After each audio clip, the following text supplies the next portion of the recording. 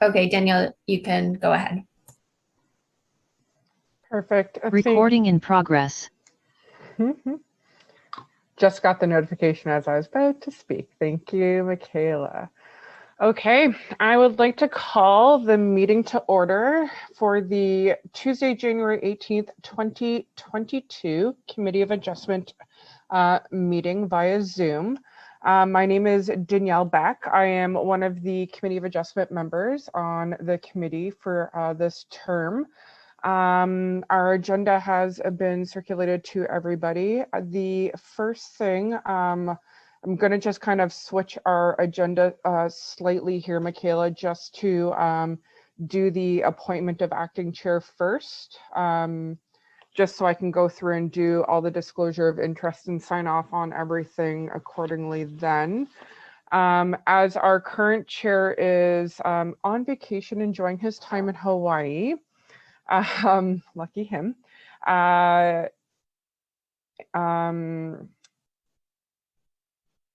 guess best way to put forward, it has been requested that I go forward as acting chair. To go forward for the meeting to have me as acting chair, we do need somebody to move and to second that motion. To resolve that member Danielle Beck be appointed as acting chair for the January 18th, 2022 Committee of Adjustment meeting. Can I please have a mover and a seconder? I saw Adam's hand up first and Dylan's hand up second. Perfect, and I can have an all in favor vote, please. Oh, and I see a Mariana, thank you for voting, even though you can't, but I appreciate that. Committee members, thank you very much. Let me just, so.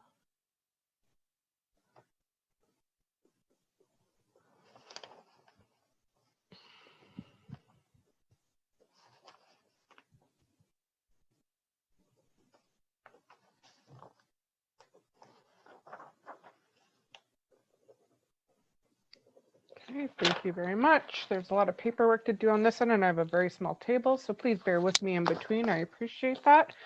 The second thing on our agenda then, since I've called to order, is the disclosure of pecuniary interest. So to the committee members, does anybody have any pecuniary interest in any of the matters before us this evening? Please shake your head no or raise your hand. I see all shaking of heads no. Thank you very much. Okie doke. The next point is to I'm going to go through and introduce all of our committee members and staff. I'm going to do some administrative matters, and I kind of went out of order. I apologize. So the committee members in attendance this evening are Dylan Bailey. If you can just raise your hand and introduce yourselves. Thank you. Adam Mottershead, Herb Nobes, and myself as Danielle Beck as acting chair. Staff members present this evening include our Assistant Secretary Treasurer, Michaela Bray. We have some of our IT staff, and hopefully soon attending will be Walter Basic, our Assistant Director of Planning. All of our meetings are live streamed, so please note that live streaming, members of the public are advised that our meetings are live streamed by the town of Grimsby. Individuals and media may be audibly and or visually recorded during this meeting. As a reminder, all electronic devices are to be in silent mode during our committee meeting. I also would like to add, if you are in a meeting at this point in time, to please keep muted until it is your turn to speak, just to limit background noise for other people also speaking. For the purposes of Zoom meetings, applicants will be placed in the waiting room until your application is heard. The purpose of the application and relative correspondence will be heard, followed by which the applicant will be given the opportunity to address the application. Any person concerned with the application will be then given the opportunity to speak. At the conclusion of the discussion, the committee will render a decision and advise of any applicable conditions. Copies of decisions will be mailed to the applicant or agent and to any other person who files a written request. To request a copy of the decision, please email Michaela Bray, our Assistant Secretary Treasurer in attendance, at mbray grimsby.ca. Any person, corporation, or public body has a right to appeal either the decision itself or the conditions of consent to the Ontario Land Tribunal, or the OLT, within 20 days of the mailing date of the decision of notice for consent to sever for applications, and within 20 days of the mailing date of the decision of notice for minor variance applications. Everyone present will be given an opportunity to speak or to comment on the applications being heard. Please address your comments and questions through the chair. Agencies commenting on applications may request that certain conditions be imposed. Voicing objections to these conditions will not adversely affect the committee's decision. All members of the committee have viewed these properties on the agenda tonight and are familiar with the lands that are subject to the applications. I've already asked for the disclosure of pecuniary interest. So then I move on to Michaela. I do see, are there any requests for withdrawal or adjournment on our agenda tonight? And I do see two. So I think there's the first one, A3321 for 33 Nassau. Yeah, so that's a request for withdrawal, and then we have a request for deferral at 34 Donlan. So that's A0422. Okay. So then we will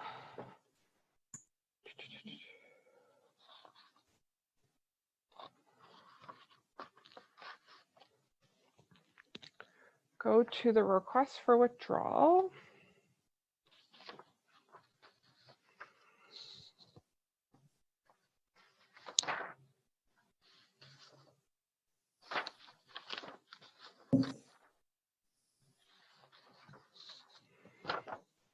Hello, Walter. Thank you for joining us. Thank you. Sorry, my elderly neighbor got stuck with her car and I had to push her out. Sorry. That's not a problem. We figured you would be attending at some point, so we did start though. Thanks. Okay, so sorry, Michaela, should we start with the meeting minutes and just move through the agenda and do okay. Okay, Yeah, so sorry, I then think the minutes, and then there was a notice of motion, and then we'll go through okay. the applications. Yeah, sorry, I'm just working through the speaking note order, which is not in the same order as our Might have been agenda, so different. yep, not a problem. Okay, so then can I have let's move on to item number 4, minutes of the meeting held on December 7th, 2021. Have the committee members had an opportunity to review the minutes from December 7th, 2021? Are there any questions or comments about these minutes? Okay, Herb, go ahead. Madam Chair, yes, I just like to note that in the minutes, we have not seen the reasons for the decisions. In most cases, the committee members indicate that if it's approved, it meets the 4 tests or the tests for approval, or if it's denied, then it's denied because either it's not appropriate for the development of the land or some other reasons. Those should be indicated within the minutes itself, the reasons for or the reasons against the applications being approved or denied. That's the only comments I have on that. Okay, so noted. That's something maybe to Michaela then that we need to, I guess, for future moving forward for meeting minutes. And I think we should be including that, especially with our next item about resolutions for appeals and for giving reasons for motions. So, okay, so noted. I don't think we can go back and change the previous meeting minutes, but I think for something moving forward, that's something that we should note moving forward then. Okay, any other changes or comments about the December 7th meeting minutes? Okay, so then can I please have a mover and seconder for these? Okay, so Adam for moving. Can I have a seconder, please? Herb? Can I have it all in favor, please? Thank you, everyone.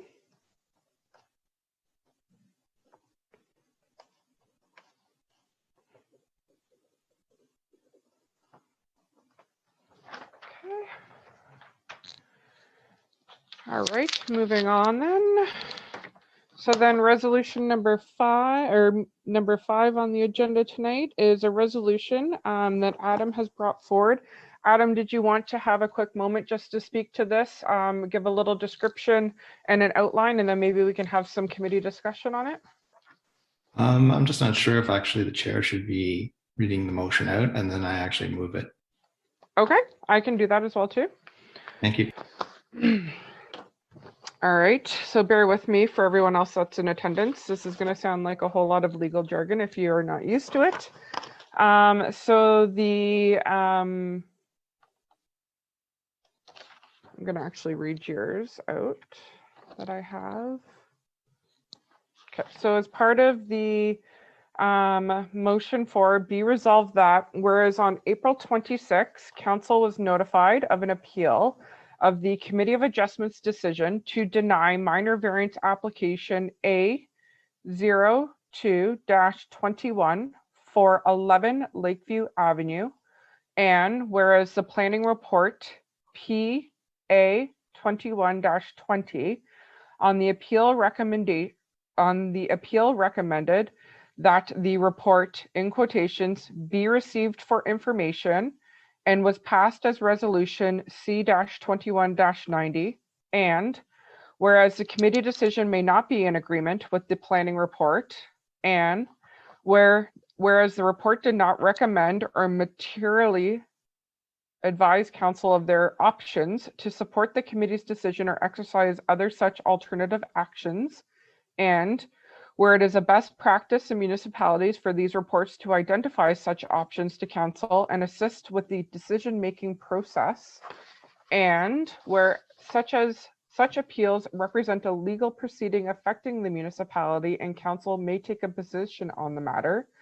Therefore, be it resolved that the committee recommend that council considered a prescribed format for information reports regarding OLT or Ontario Land Tribunal appeals of Committee of Adjustment decisions, including legal options they may take, and that the committee further recommends to council that these reports be considered as closed session items under an open meeting exception under the Municipal Act 2021, and further that a copy of the OLT decision for 11 Lakeview Avenue and this resolution be sent to the Secretary Treasurer of the committee or their designate to council as correspondence for further information and consideration. Thank you, Madam Chair. Yeah, the motion kind of speaks for itself. Just following this issue as it went through council, the actual report went to council, just as you mentioned, was the recommendation was to receive for information. I just feel there's in other municipalities, they have a template that typically outlines other options that are available to council. And with the agenda that council has, which is usually some 100 pages, a few hundred pages, that, you know, sort of knowing what their options are in each case would be helpful.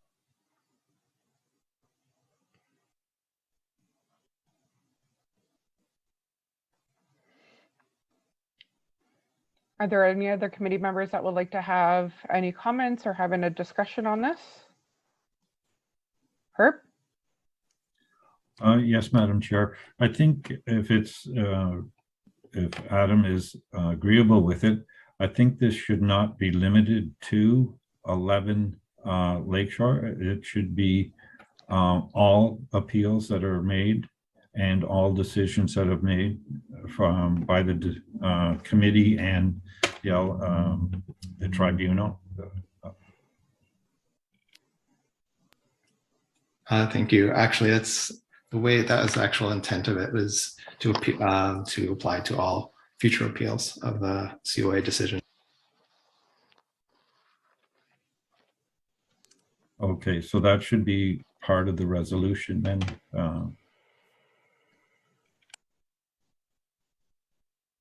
Yeah, it actually is in the third last paragraph. Recommend that council consider prescribed format for information reports regarding OLT appeals of community adjustment decisions, including legal options they may take.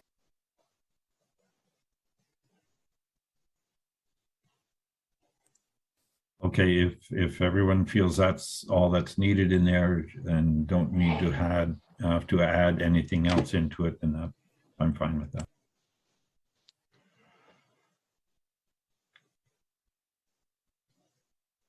Are there any other comments, Dylan?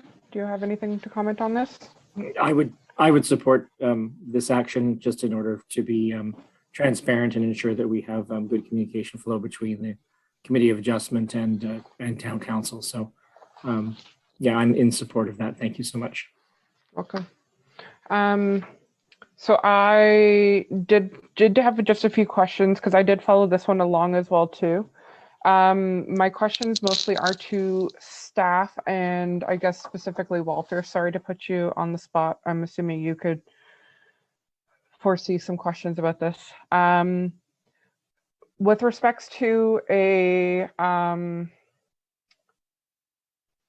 delegated authority committee, as we are, do we have the authority to direct council to something like this?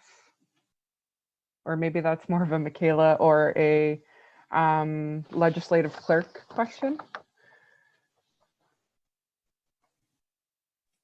The way I read the resolution is that, does it say council, direct council, or suggest or request?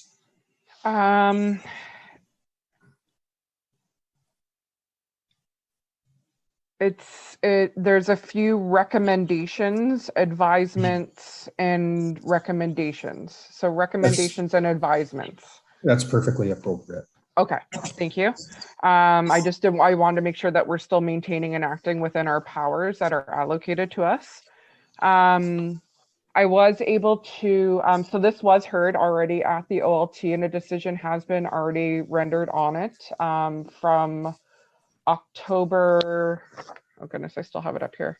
October 22nd, I believe it was. It did go to the tribunal. The tribunal did allow the appeal. No one appeared on behalf of the town. So basically the town essentially did support then the appellant's application, which would have maintained their staff report recommendation. I'm supportive of this, and I definitely feel that this is something that I think is consistent with other municipalities as well too. Just in my personal experience, I've always provided options when I've prepared these reports to a council to either side on the committee's side of the decision or side on the planning report side and planning staff side as to whether or not they want to seek outside planning representation to uphold the committee's decision or continue on with the planning staff's recommendation and have planning staff attend. So I definitely think that this is a step in the right direction to ensure that the committee's decisions are still being heard through the OLT's hearings. So those are my comments on it. Sorry to be long-winded. I'm still sorting through this to make sure we're still maintaining everything. So at this point, I'll be asking for a mover and a seconder on this motion as well too, please. Herb, more comments or you want to speak? More comments. I believe this appeal, during the appeal, the decision on it indicated that the committee gave no reasons for why they denied this application. But I believe, like I indicated before, there were reasons that were given out at the committee meeting, but this information was not apparently passed on to the tribunal. So this should be, like I say, put in as part of the minutes so that any appeals, they get that and the tribunals get that. So that's the only comment I have on that. Thank you, Herb. Yes, I agree, because I do remember I was one of the members at the time who spoke out in opposition of this, and I went back and I re-reviewed the staff, the meeting notes, which were also provided to the OLT as part of the appeal package. And it does state that there were concerns from the committee based on drainage and the use of it and the conversion of the garage into living quarters. So, but I don't think because when we make our decisions, it wasn't clearly stated the reasons why we were denying it, just that we were denying it. I think that was where the disconnect was. We weren't stating the specific reasons. The reasons were provided in our discussion. So we have to start making it more clear when we make our decisions, I think. At the end, and I think we're heading towards that now with the way that we've been making our decisions. But yes, they do have to start being, I think, more properly documented in our meeting minutes. So, okay. So thank you, Herb. Any other further comments on this? Okay, so I'll ask again for a mover and a seconder for this motion. I think it's appropriate, yes, that Adam moves it. Seconder? Dylan, all right, thank you. All in favor, please. Raise hands, thank you. You can vote as well, Danielle. Oh, sorry, yes, carried. I keep forgetting because I'm paper writing and stuff as well too, I apologize. I'm putting myself down, I promise you, as voting in favor.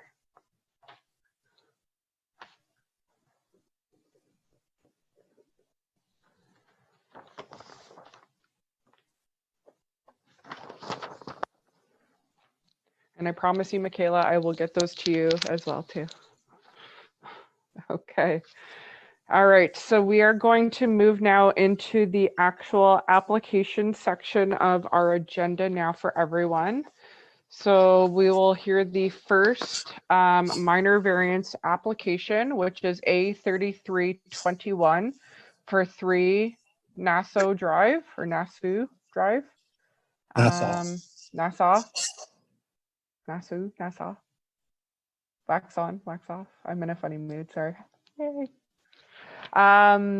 So if we, I guess, Michaela, at this time, put people who need to be in the waiting room. I'm not too sure if the applicants are here for this one, if they need to be here for this. Yeah, Jim Swanson is here on behalf of the application. So Okay. I'll put everyone else in the waiting room for now.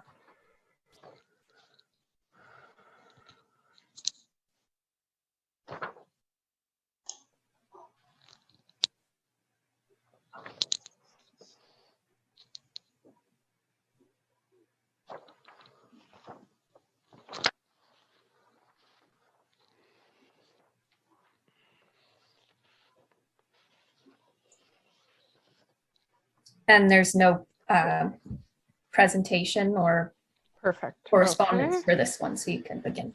Thank you. Okay, so to the committee members, we were all circulated as part of our agenda package, a report. The applicant has requested a withdrawal of the application. Congratulations to the applicant on purchasing a new home. Unfortunate that you can't proceed with this one, but congratulations on that. Thank you.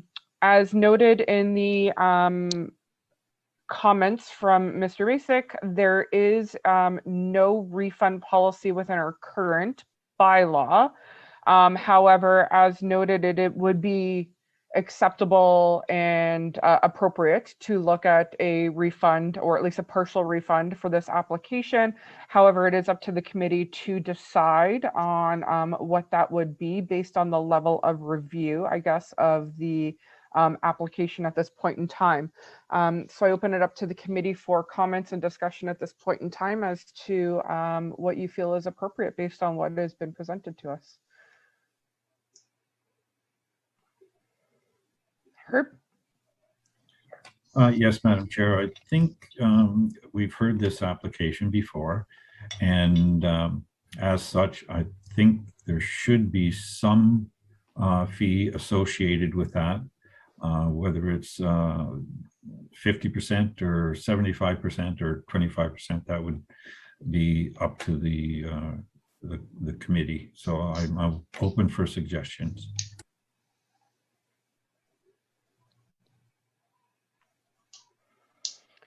In review of this, it looks like based on the charts provided in comparison to Guelph, we have heard this application before. So in comparison to Guelph, the application withdrawn after a public hearing has been held. So this has been heard before. It has been circulated to the public agency. So based on the Guelph chart, it would be a 0% fee return. Based on Vaughan, again, after a public meeting, a 0% fee return as well too. If I may speak. Yes, of course. At what level was this application heard? I know it was on the list for last month's meeting, but I thought it was immediately deferred for review at the January meeting. I don't think I'm wrong on that. Perhaps Michaela can weigh in, but prior to the meeting, because there was survey information missing, it was recommended that it was a simple deferral to this month's meeting. During that time period, and $2,600 is a sizable sum of money for a minor variance, in my opinion. And I know there was a certain amount of town time between Michaela and myself and Riley McKnight prepping for the application, but I was I was certainly under the impression that it was a deferral last month and not a full review. And as such, I would like to respectfully state that I would expect that there would be a sizable refund in a situation like this. I'm not familiar with the actions of this committee, but I don't really know how much time could possibly have been spent on it last month if it was a deferral situation. Danielle, through the chair. So it was a deferral recommended by planning staff as an error in some of the measurements was found after we sent out the notice. So I think planning staff, we haven't gone through the whole process of like a minor variance application, as there's still a fair amount of steps that come afterwards, after a public meeting. So I think planning staff, and we would support a partial refund of the application.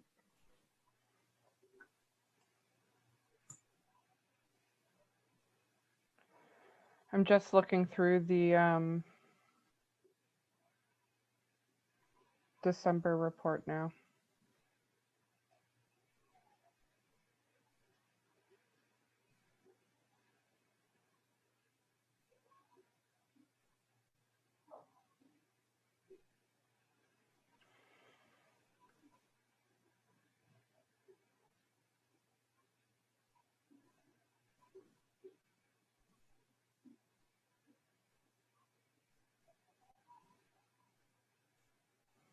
Yeah, so it looks like it was a straight request for deferral. Doesn't look like there was a staff report prepared. Okay, so let me go back to this one. So if request for application withdrawn is received after issuance of public notice, but prior to the scheduled public meeting.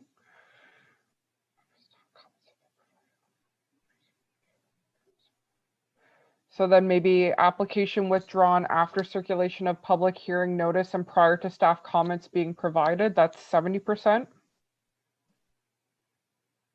So that would that be appropriate? Then maybe that it would compensate then for the administrative time of circulating the notice and getting it scheduled. However, there was no planning staff time taken up then for the preparation of a report.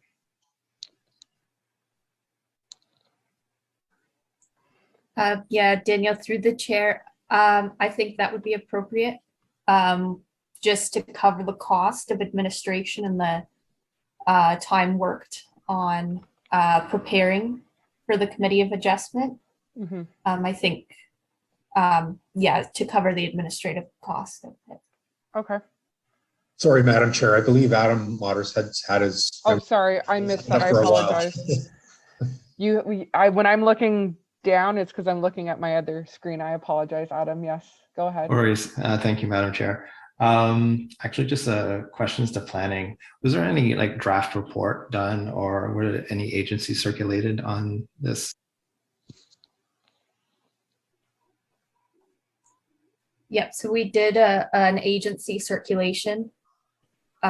So we received correspondence. I don't recall any of them having any sort of objections to it.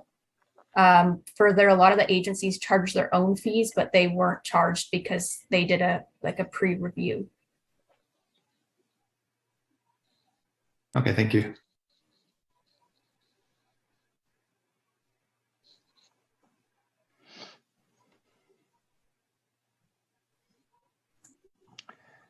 Michaela, may I ask, what was the application fee that was paid for, just because the resolution asks for a specific number, and the report in front of us was percentages, just so I have an idea.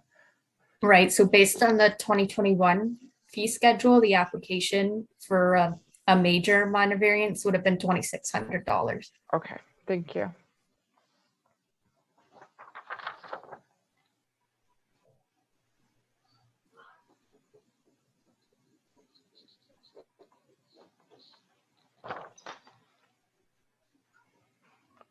Dylan or Herb, do you have any further questions, recommendations, comments on what, do you either of you feel that 50%, 70%? I think Walter has his hand up. Oh, sorry, I keep missing. You can use the raise hand function too. Go ahead, Walter. Thank you. I was hoping Member Mottershead would return the favor, but he didn't. Actually, again, the 70% is consistent with what other municipalities do based on where we were in the process. And it's also commensurate with approximately the amount of work that's gone into this particular application. So again, I concur with Michaela's recommendation that 70% would be appropriate. Okay. Are you talking 70% refund? Refund, yeah. Refund, okay. Yes. So a 70% refund will be $1,820. Okay. I just did that quickly. I think that's, yep, that would be accurate based on Google Chromebook calculator. To the members, just a quick question to you.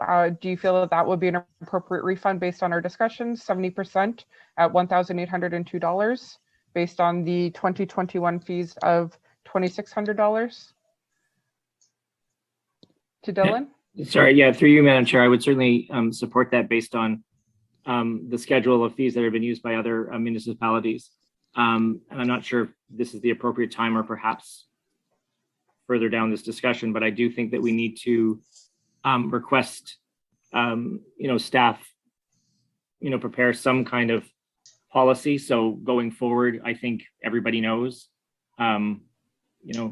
applicants as well as staff and as us as well, where this, what our own schedule is.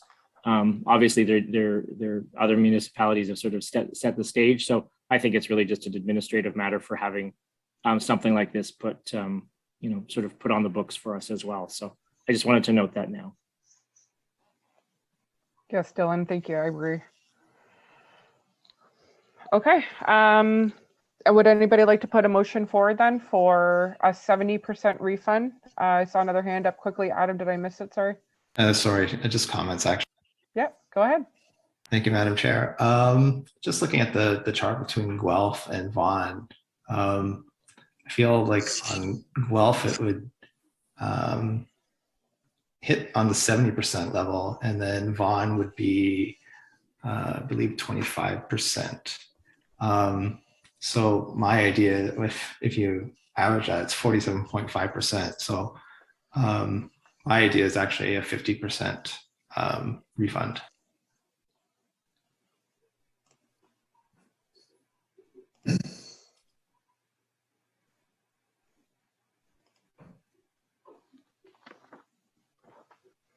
So 50% then would be 1,300.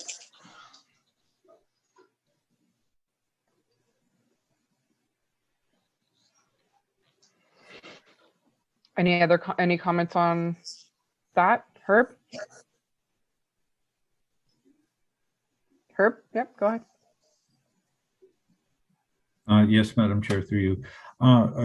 Again, going back to the previous comments made by Dylan, I think it's something that as a committee, we can set up a policy or guidelines that we can follow.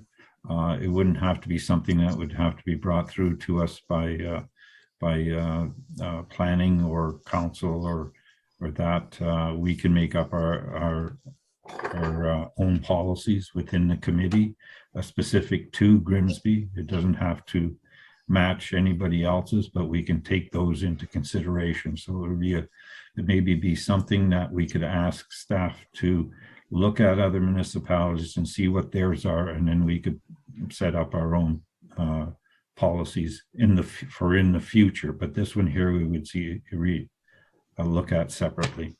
That's my only comments on that.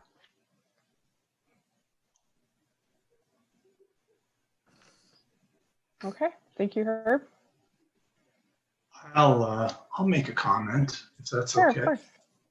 I find it unusual that you're depending so much on what Vaughn might be doing in an instance like this.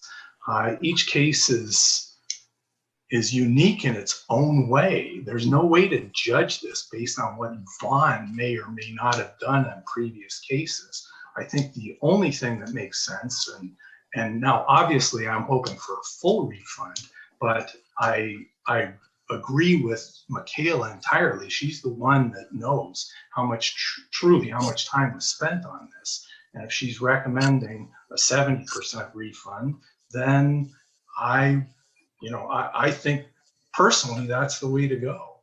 I have a hard time following the logic of Mr. Mothershead and taking a look at what Vaughn may or may not do in an instance like this. Yes, thank you. Because the town of Grimsby doesn't have a bylaw or a policy or a regulation for this, we have to go with the information that's provided to us. And these are the two examples, Guelph and Vaughan, that were provided to us for their fee schedules and their refund policies. There are other municipalities around that do have refund policies, but these were the two that were provided to us as a citizens committee. So this is the information that we're deferring to or referring to in our comments, and that's why. But I also agree with you that Michaela does absolutely know the level of review that went into this. So I am more inclined to also refer and defer to her knowledge on this. I was a little I would have liked to have seen a recommendation for a certain percentage in the report to give committee a sense of understanding of how much work did go into this. But after having this discussion, I would also be supportive, I think, of a 70% refund, just based on the fact that it has been mostly administration, not a full town workload that has gone into it. So I as a chair can put a motion forward, but I would also like to provide the members also an opportunity to have a discussion of that. Or if there's another motion that would like to be brought forward, I give you guys the opportunity to do that as well too. But so far the conversation's been pretty silent and a lot of me talking, which isn't unlike most other meetings. But if you guys want to do something, then do it. If not, I'm going to. So does anybody want to make a motion? Herb, go ahead. Yes, Madam Chair, I'd like to make a motion that a refund of 70% be allotted for this particular application, and also that the committee review this process for future situations. Okay, so I think we'll try to make those two motions separately. We'll try to do the motion for the refund separately, and then maybe we'll leave the motion for a refund towards the end with an other business possibly, just so we're not tying the two together and leaving Mr. Swan with, you know, the responsibility to look at our fee schedule and bylaw refunds. So, okay, so if we're looking at a 70% refund of $2,600, that is $1,820. So then so that's moved by Herb. Can I have a seconder for that motion, please? Dylan and Adam. Okay, so I will ask then if everyone's in favor, since we all can put up our hands now, 70%. Okay, thank you very much. So that was moved by Herb, seconded by Dylan. It was carried, all in favor. So it's a 70% at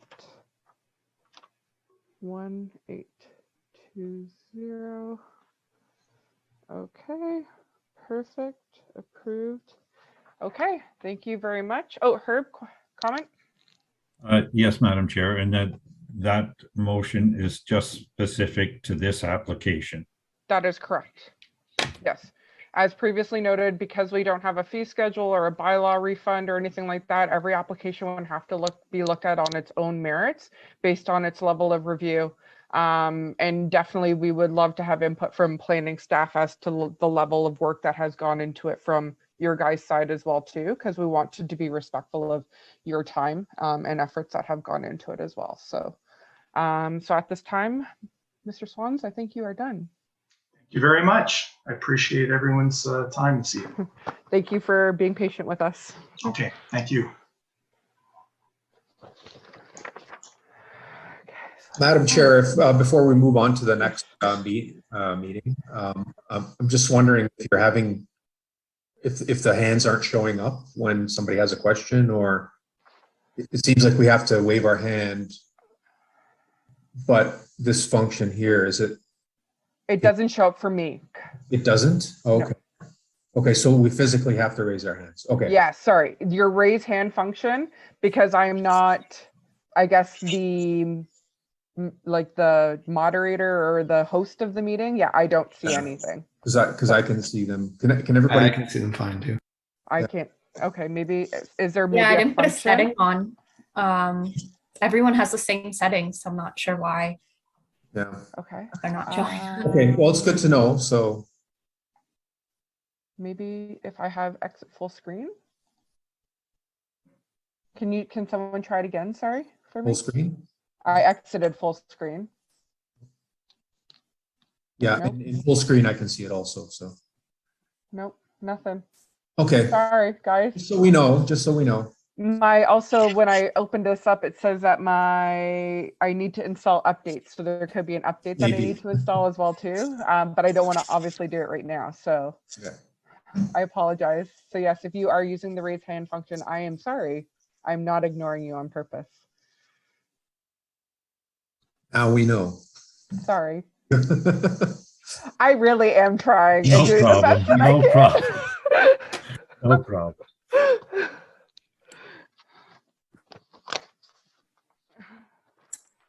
So the next one's 34 Donland, which is a request to defer. Yeah, but they're also delegates, I believe, as well too. There yes, are a Herb? couple.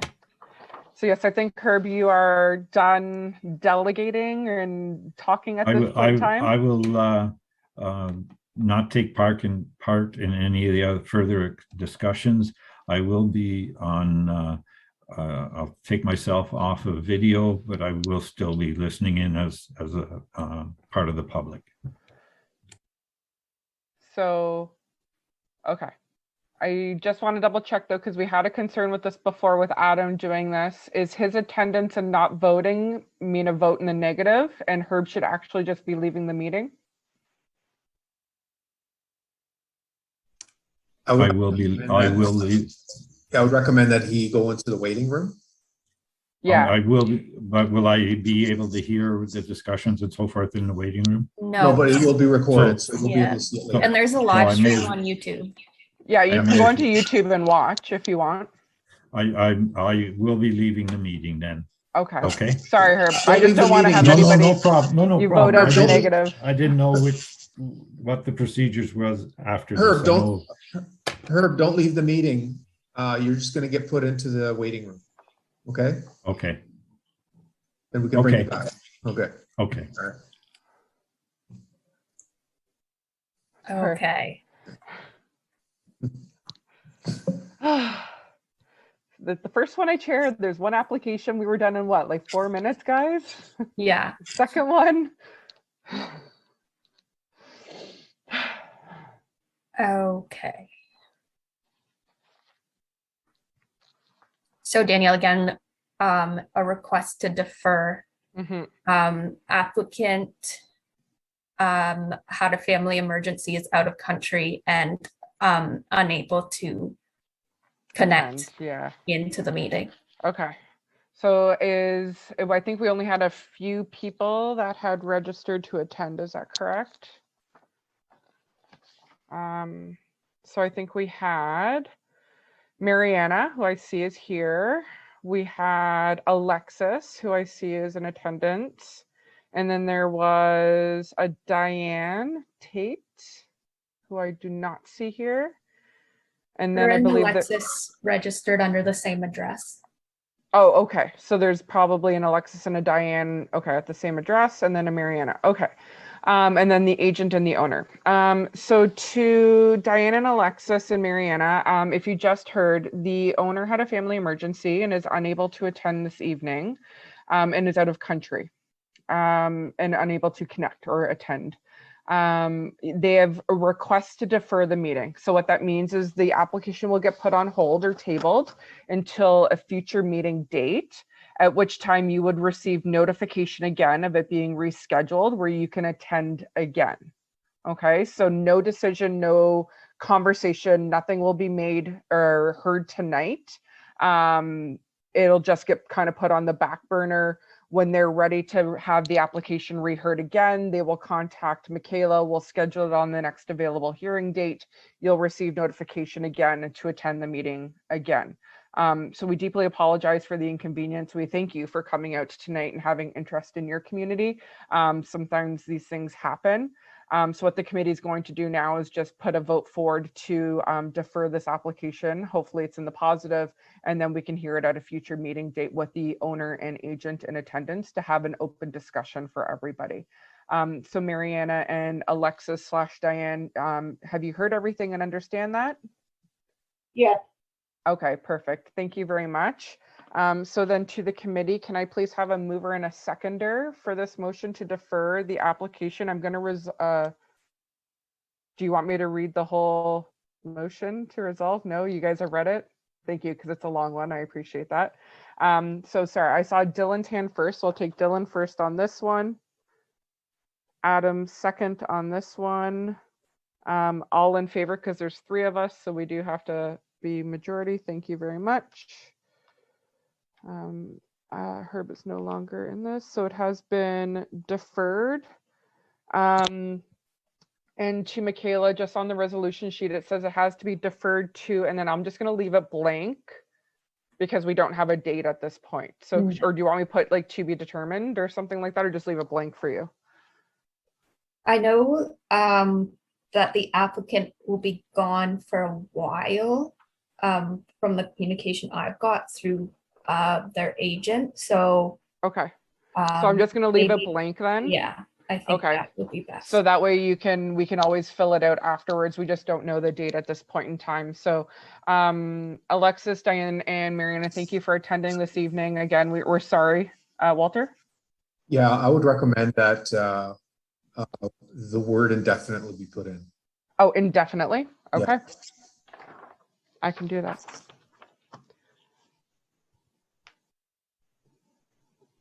Okay. Is that an appropriate word, Michaela? Is it? I think so. Yeah. We've used that in the past. Okay. So yeah. Because otherwise sure the that resolution wouldn't read properly. Yeah. No, that makes sense. Thank you very much, Walter. So sorry, Marianne, Alexis, and Diane, thank you very much for your attendance this evening. Again, sorry for coming out, but thank you for your attendance. And somebody at the town will be in touch once it does get, if it does get rescheduled. Thank you. Have a good evening. All right. Moving on to our next one, which is 27 Chestnut.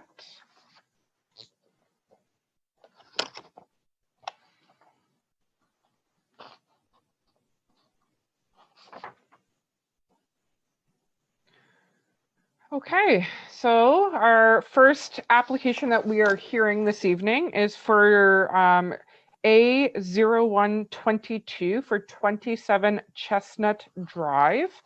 Michaela, can you please do the PowerPoint presentation, summarize the application, correspondence, etc., please? Thank you, Danielle. So as mentioned, the first application we're hearing is A0122 for 27 Chestnut Drive. They're requesting a minor variance to facilitate the construction of a patio cover with retractable wind panels. And the variance that they're requesting is to permit a rear yard setback of 9.8 meters, whereas 12 meters is required. So a site plan submitted with the application. The red on the site plan indicates where the setback is measured. So aerial imagery just to show context of the neighborhood and the backyard, the rear yard. And then for correspondence from the town of Grimsby Planning Department, there are no objections. And from the region, again, no objections. And from the Conservation Authority, no objections. From the Town Heritage Department, no objections. And from Grimsby Power, also no objections. And that's all. Thank you. Thank you. Is the agent and or applicant or owner Florence or Rod T, I believe, is here for this application to speak? Yeah. Fantastic. You had an opportunity to read the staff report that that has been circulated to the committee? So I think I did. Yeah. Yeah. Okay, perfect. Do you have any questions, comments? Obviously it is in support of the application, or there's no objections, I should say, based on the staff report. Yeah, there was no objections. I'm not sure if I did read that report. I thought I read something, but it might not have been that. Okay. It probably would have been sent to you from Michaela. It was authored, I believe, by Adam and anyways, it has no objections to your application. There's no agency comments or objections to your application, basically. Okay. To the committee, does the committee have any questions for the applicant or for planning staff? Fantastic. Does anybody have a motion ready?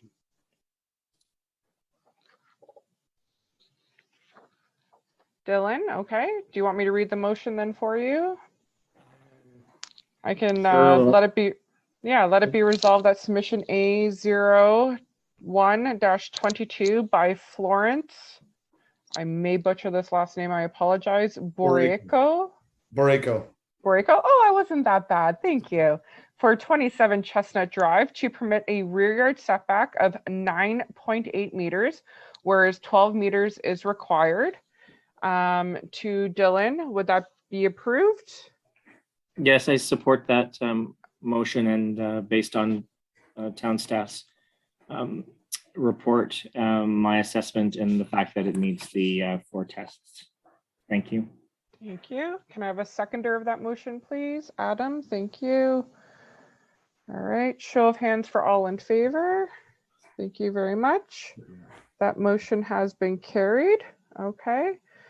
So to Rod T, agent and applicant, the decision's been made. It has been approved. So there is a 20-day appeal period now. Okay. That will take effect as of today. And then after that, you can apply for your building permit and you'll be good to go. So you'll just have to coordinate with city staff. Town staff, I So I apologize. was dealing with Michaela. I'll just give her a call later about that. Yep. Yep, that sounds good. Thank you. You're welcome. And I'm assuming that after this, do we have to stay in?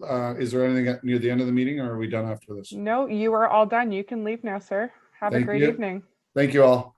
Thank you.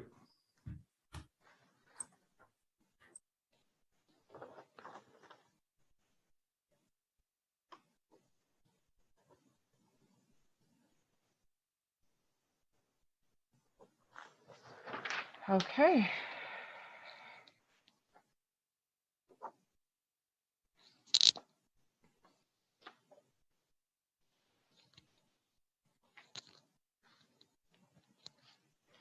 I apologize, I'm losing everything now. There's my agenda. Okay, so next application we have is for A02-22 for 488 Kemp Road East. Michaela, do you mind going ahead and starting? Thank you, Danielle. So as mentioned, application A0-22 for 488 Kemp Road East. They're requesting a minor variance to facilitate the construction of an accessory building. And the specific variance they're requesting is to permit an accessory building height of 5.7 meters, whereas 4.5 meters is permitted. So here is a site plan that was submitted. And since it's a height variance, it's only really showing where it would be located on the property. And then there were elevations provided by the applicant. So on the far right is the measurement that's being used for height. So to the midpoint of the peak. Just more elevations of the proposed building. Site context. And some photos taken by town staff. So on the right, or sorry, on the left would be sort of the approximate location of where the accessory building would be. And then the right shows the existing dwelling on the subject property, and also shows the approximate area of where this accessory building would be. So for correspondence from planning, there were no objections there. From the region, from their development services division, they had no objections. They also had their private sewage system staff review the application, and again, no objections, provided that no plumbing or living space is proposed. And then from the Conservation Authority, Grimsby Power, and Heritage, there were no objections from any of them. And that's all. Thank you. Thank you, Michaela. And I think, John, you are the agent on this application, is that correct? I'm the owner. Oh, you're the owner. Fantastic. Yes. So you received a copy of the staff report in the comments. Is there anything that you would like to say or speak to about? No, that's pretty much been explained already by Michaela. Fantastic. Thank you. To the committee members, do you have any questions or comments at this time? Dylan, go ahead. Hi, through you, Madam Chair. Just something, just minor. The pictures, and when I was up there, they showed a, sorry for lack of a better word, a shed or another outbuilding. Will that remain there? No, or will that that's eventually, like that will be in that general area where the new building will be? where you saw that's a little wood shed I have. Oh, And sorry. okay. Yeah, I'm going to be knocking that down. And actually where that shed is, the building will be right beside that. So that little shed will come down. Okay, and actually just, sorry, Madam Chair, just building on a point that that Michaela raised, just to confirm, this will not be used for anyone to live in. This is a storage or utility. Yeah, it's a storage shed on the bottom, and then we're going to have an upper floor we're going to do sort of like a studio and a workout area for grandkids and stuff. At But some didn't point, sorry, go ahead. No, I was just going to say, but at this time, there are no plans to have someone No, living there or making it an apartment or anything like that. Okay, no, our house is big enough, thanks. thank you.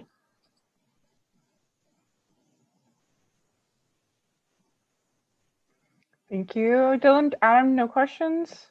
So you shake your head, fantastic. So to you, John, so Dylan did ask my one question was, is there going to be anybody habitating or living in there? So that was that. And then just following up, I guess, on the Niagara Region's report here, it says that they have, in principle, they have no objection provided that no plumbing or living space is included within the development. Okay. So I'm not too sure what they deem to be living space, whether or not that means it's full-time habitable or whether or not they mean that second floor gym area recreational space. Are you planning on putting plumbing up there, like washrooms, fixtures? We would like to put a bathroom in it. Yes. Okay. So like just a washroom, because it is a little bit of a distance from the house. Okay. But I do, when the people were here from the region, they said that they want, if we wanted to do that, we would have to get basically a drawing of the size of the septic tank that we currently have. Yeah. And that we would have to apply for an approval. Okay. And then my question then is to Walter, is living space, habitable space permitted in accessory buildings? It's as long as the building is subordinate to, exclusively devoted to the principal use of the site. So in the definition of the zoning bylaw, it would be an accessory building, and it would be so the question of the washroom facility and the plumbing, again, permits would be required for that. If it was to be converted into a residence, again, another permit would be required for that. So there are checks and balances in place to take care of that issue. Okay. Perfect. Thank you. That's what I needed to understand. I appreciate that. Okay. So those are my questions then. So back to the committee. Any further questions, comments? Okay. Anybody ready to make a motion then on this? Adam, would you like me to read the motion? Be resolved that actually, just a quick question. Go ahead. Sure. Yeah, so to planning, if say in the future he was to add a washroom, would that be something you'd want as in the condition, or is that just something totally separate? We don't have necessarily a concern as to whether or not a washroom is there from a planning perspective. It's a health department issue that would have to be resolved, and whether or not they would permit a connection, either a separate septic system or a connection to the existing septic system. Okay, thank you. So Madam Chair, I'll make a motion to approve based on the application meeting the 4 tests. Okay, thank you. And can I have a seconder, please? Thank you, Dylan. Okay, so that motion be approved and resolved that submission A02-22 by John Vandermark for 488 Kemp Road East to permit an accessory building height of 5.7 meters, whereas 4.5 meters is permitted, and be approved, that it meets everything. Perfect. And can I have an all in favor? Show of hands, please. All 3. Thank you very much. That motion has been carried. Okay. John, you are done. So the application was approved. It was carried. It is a 20-day appeal period now. Okay, so starting today. So after that 20 days is complete, you can coordinate with town staff about looking to get your building permit and any other approvals after that. Okay. Very good. Thank you. You're welcome. Have a great evening. You too.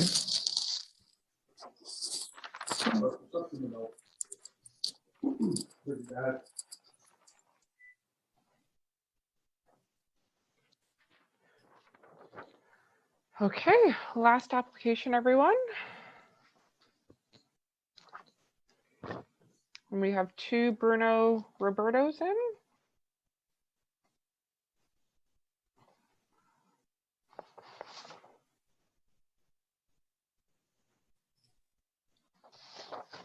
Okay, so the last application here is for A03-22 for 2 Balmoral Avenue. And I'll hand it over to Michaela for the presentation, please, and thank you, and comments.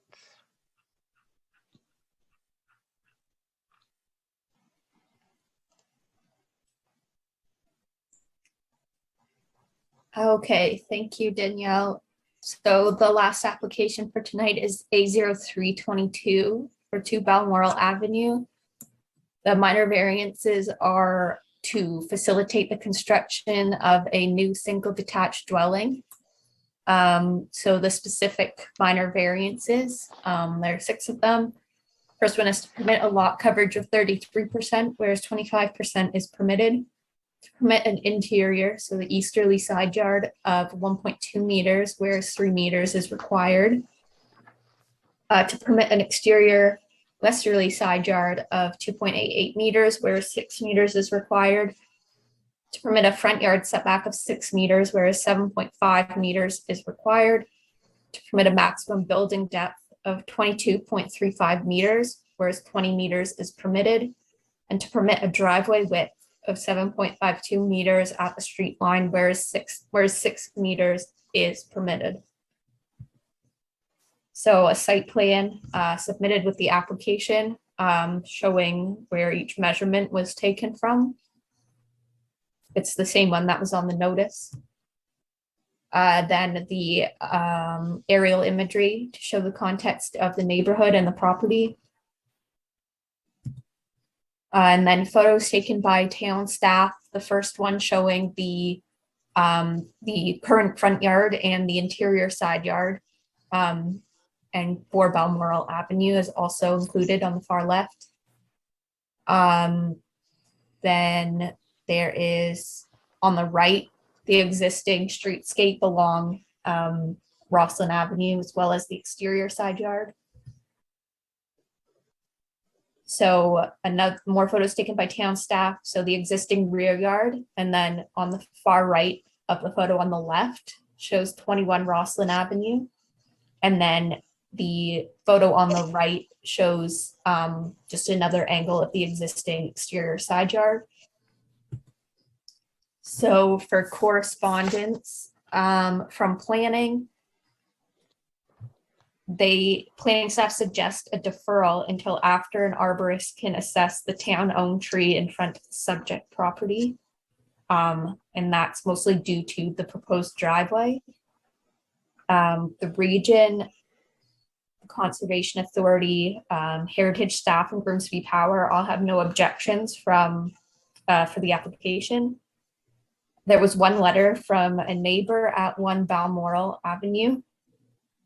So they have concerns about runoff and flooding from the driveway. And they have some concerns about potential tree removal. So those would include the street character and the neighborhood character and the desirability of the neighborhood, as well as drainage and shade in the summertime. Thank you. Thank you, Michaela. So I see the agent, I believe, is in attendance. Bruno, are you there? I see that it looks like he's still connecting to audio. I'm not too sure if he can hear us or speak.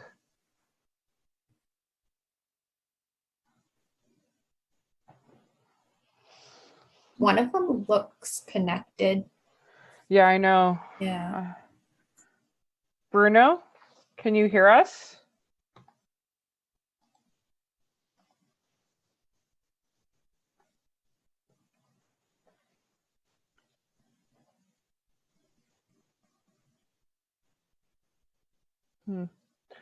While we're waiting for Bruno then, I'm not too sure if maybe he's just having some technical difficulties, but David, I see that you are also a neighbor and you are in attendance.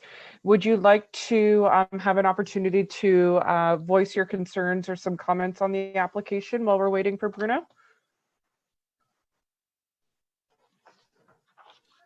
Yes, hello, good evening, Madam Chair and. Oh, sorry, committee. Walter, yes? So sorry to interrupt. It might be appropriate for the applicant or the agent for the applicant to hear any comments anybody has. So I think it's better if we wait. Okay. Sorry. No, that makes sense. I apologize. Sorry about that, David. Oh, no problem at all.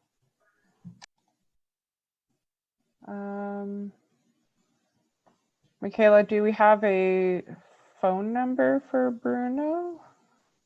No, but I got an email saying he tried to get into the meeting last night. But I'm not sure if that has any impact on right now as he's in the meeting right now. But I've emailed him back. I can look for a number and I'll call him right now.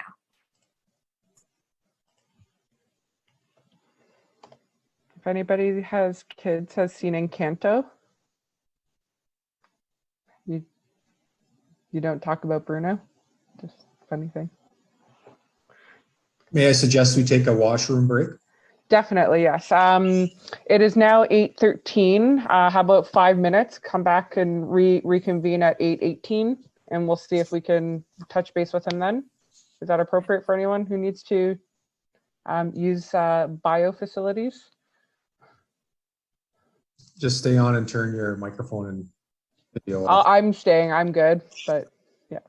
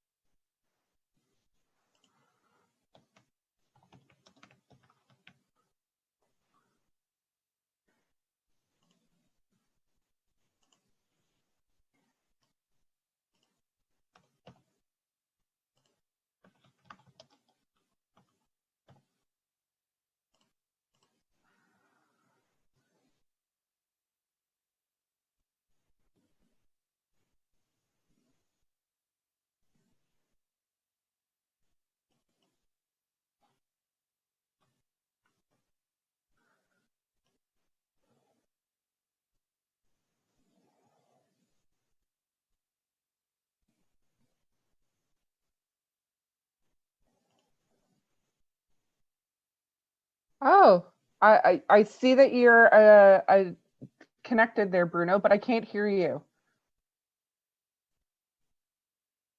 I can't hear you. I can see you talking, but I can't hear you. Computer. Oh, there we go. Here we are. Oh my God. Yay! Fantastic. I thought I was pretty bright. Thank you. Oh my God. I've been sitting at this computer since 6:30. Anyway, and I used to work in the media business.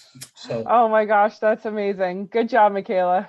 Oh, that was great. I'm glad. I thought it was all over for tonight. Anyway, thanks for getting a hold. Fantastic.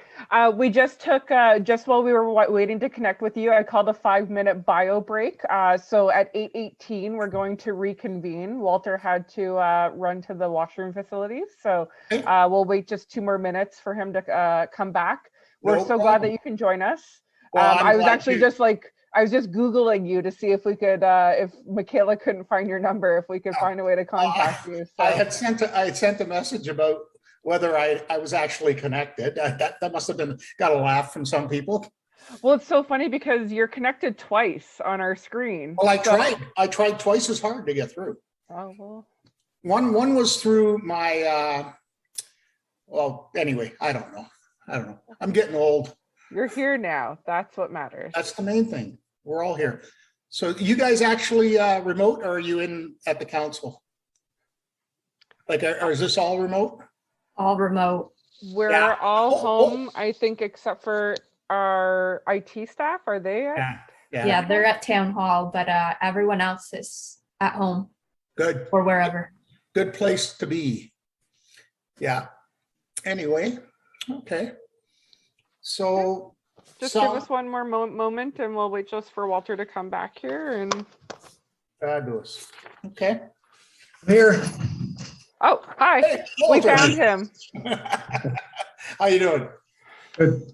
Good. We Michaela was able to call him and give him some IT instructions. So Yeah.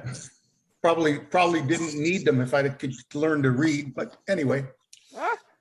okay, so let's get this started again. So we apologize. We called the application. We've gone through, Bruno, the description of the application. Okay. We read through all the staff comments as well. I don't know if you've received a copy of the staff report. Yeah, Staff- yes, I went through Okay. it thoroughly and, yeah, go ahead. Sorry. Okay, so staff is requesting a deferral at this time, just with respects to that street tree along Rosslyn, Mhm. and the potential impacts of that driveway adjacent or abutting that street tree. Yeah. Okay. So normally at this time, we would turn it over to the applicant if you have any questions or comments with respects to the staff report. So we'll give you an opportunity to speak. The only thing that I don't know, did you guys got a copy of the site plan, eh? The plot plan? So you can see there's actually about 6 feet from the furthest edge of the driveway to that tree. And the tree is sitting in a retaining wall area, the current tree. And it's approximately, as I say, 6 feet away. And it is not going to be touched or cut down. That's the plan of the owner. They love trees and they want to make sure that, oh, what do we got there? Oh, Michaela's just going to go back to Oh, the look at street this. view Oh my presentation. God. Yeah. Yeah, there it is there. So, I mean, it shouldn't be a big deal, but I appreciate that you guys want to do your due diligence. That's fine. And as I say, their plan is not to remove any trees. And in fact, they're going to be planting more.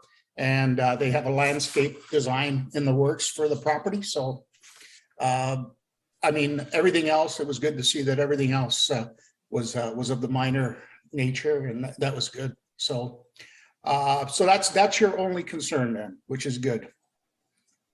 Okay. Okay. All right then. How long will the process be?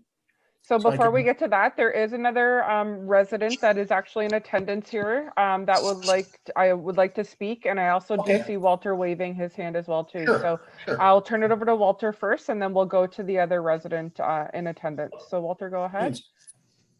Yeah, thank you. In spite of the location of the proposed driveway within the road allowance, which is to the retaining wall as proposed, there still may be some concerns with respect to excavation in that area, in that proximity to the tree. There are some potential concerns with regard to the driveway location relative to the corner.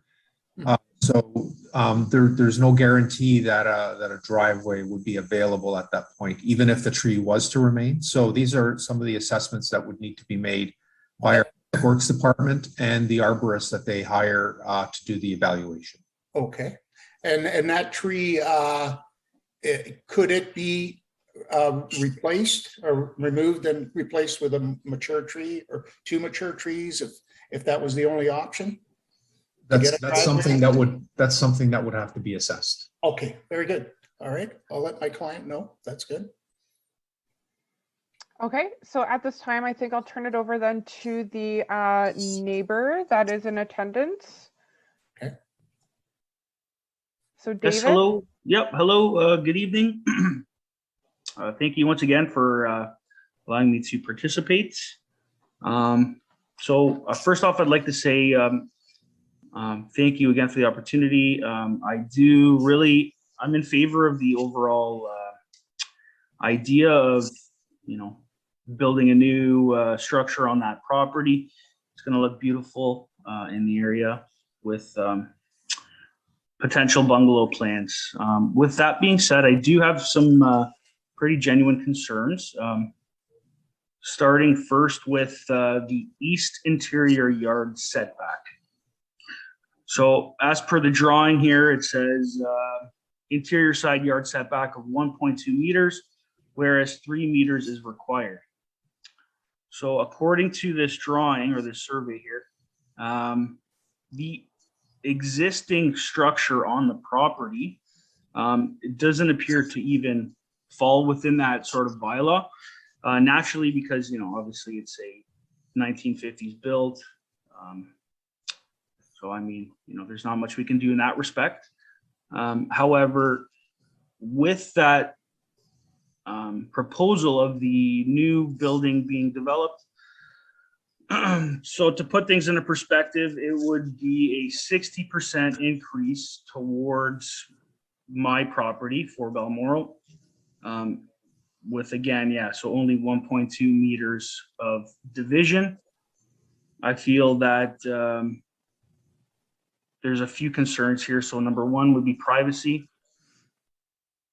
Number two would be the potential of a shadow casting over the 2 bedrooms that are currently located on my side of the house. Another area of concern here is the possibility of, so once a new structure is built, the elevation or the grading, that might cause some problems, especially to the mature cedars that are basically at the edge of my property line. So that concerns me quite a bit, especially if we're having to dig to pour a new foundation and to, perform all kinds of work. So whether the building is going to be brick, siding, so something along those lines. So the cedars, I'm pretty concerned about, and I would request to have the arborist potentially assess that. Additionally, the mature hedge that runs basically from Balmoral to the center of my property line, or 1/3 up, that's currently dividing 2 Balmoral and 4 Balmoral. That mature hedge of 20+ years, I feel that that would potentially be in danger if we were to build so close on that property line. So that's regarding the east interior yard setback. The building depth, I also have a concern with. So the proposed is 22.35 meters, whereas 20 is permitted. So I feel that the majority of this new structure would be basically impeding our view. Where the majority of windows are is at the front of the house and in the bedrooms. So unfortunately for us, we would be looking at just a big structure instead of beautiful mature trees, which is one of the major reasons why we were drawn to this beautiful neighborhood. So that's another major concern. Again, just to touch on the front yard, which is the 6 meters proposed and 7.5 meters is permitted. Again, so potentially, having to deal with this mature tree that's on Balmoral, the corner of Balmoral and Roslyn. And again, it's been mentioned, the people who live across the street, that's their concern as well, that tree might potentially get cut down or get sick or some sort of negative effect. Just to put things in a perspective here, I have a few calculations I'd just like to share.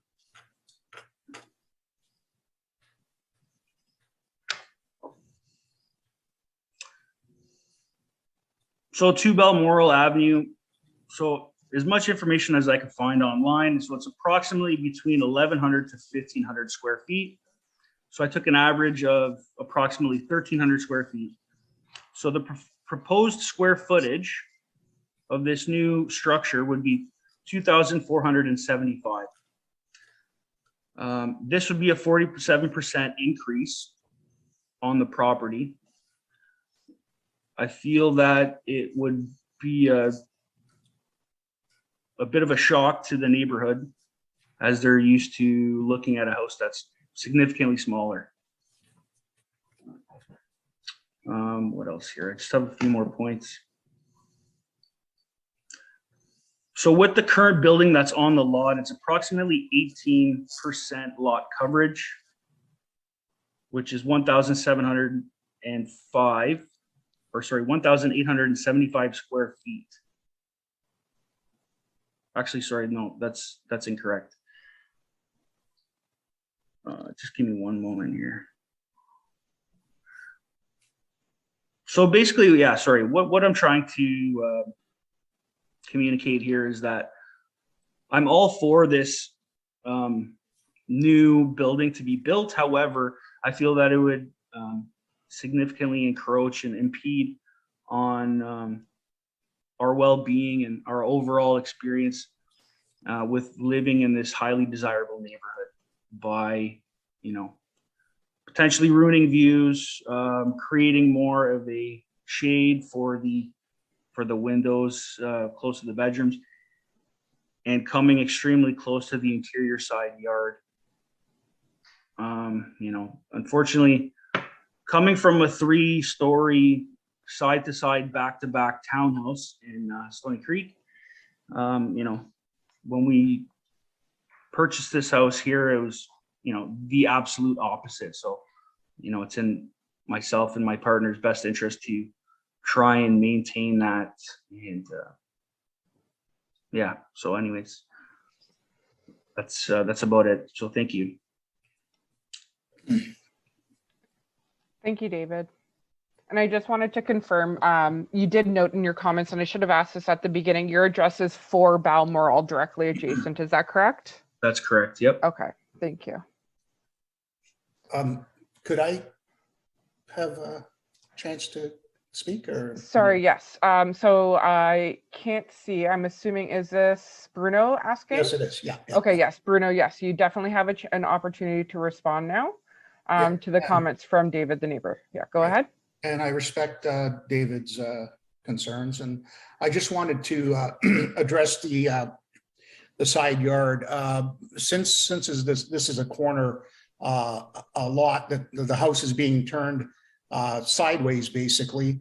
That's pretty much a what would traditionally be a backyard. There's extensive land on either end now, which makes up for any lost space. I can understand that, there might be concerns about some of the greenery in there, but again, we built quite a few houses, and I don't think there'd be any concern about losing any of those bushes and that. But then again, an arborist can be make the decision on that.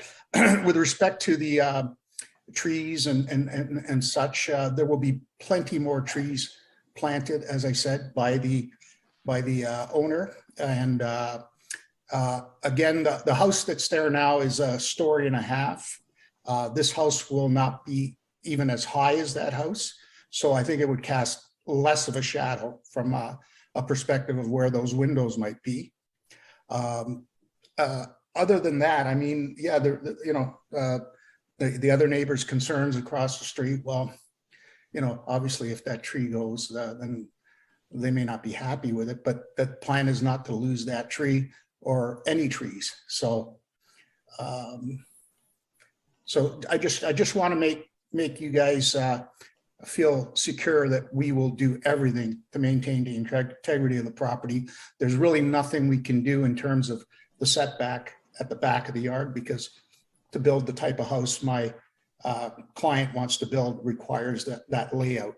And with respect to the lot coverage, the house itself, the porch at the back, I'm told, does not come into play in terms of overall square footage. So perhaps David could be made aware of that. So it's not a 24 or 2,500 square foot house. It's technically an 1,800 square foot house. So just a few things that I had on my mind.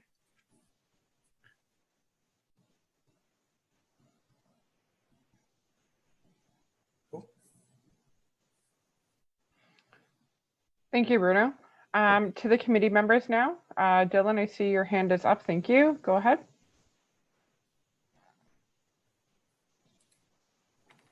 Thank you, Madam Chair. Through you, I just have a couple of questions. Again, we're discussing the property, and I would support town's or staff's recommendation to defer. I think it's good that we're discussing some of this, but I also think that once we get into the driveway issues and the tree issues, it's good to know about. But to make a full decision, I think I would like to have that information, but I'll leave that to the committee. I did just want to ask as well, and I'm not sure if this is for the agent or for town staff, but is the address of the property, would it still technically be on Balmoral, or would it be changing to Roslyn? And maybe that's just more for my information, and it probably doesn't have I'm under the assumption that it remains as 2 Balmoral because it doesn't matter where your front entrance technically is, but I guess that would be something that the town would have a say on, I guess. I'm not 100% sure about that at this point. Would there be an issue with that, or just curious? Yeah.